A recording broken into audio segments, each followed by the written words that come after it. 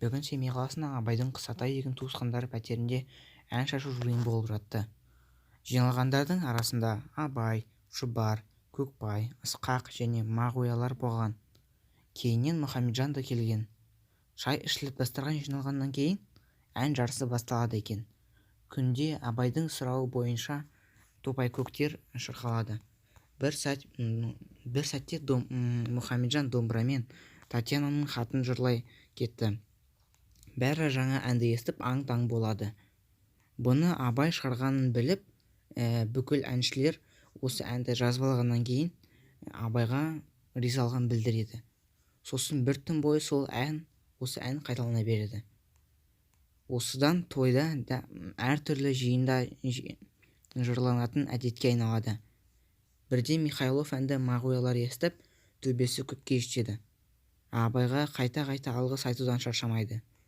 Бүгін Ақшоқыдағы ауылды қалың думан бар. Абай туысқандар, жас әншілер мен ақындар қауымы жиналған. Абайдың інісі Ысқақ та келген, және оның баласы Кәкітай да өзімен әкелген.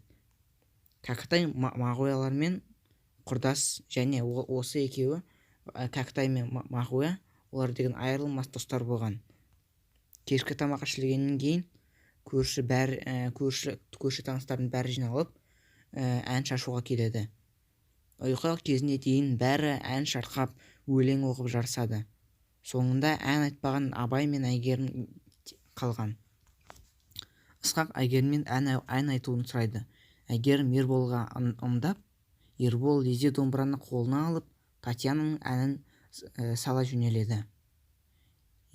Сол Татьяна әні шарқылып жатқан кезде Әйгерім өзінің әдемі үнімен сол әнді айтады.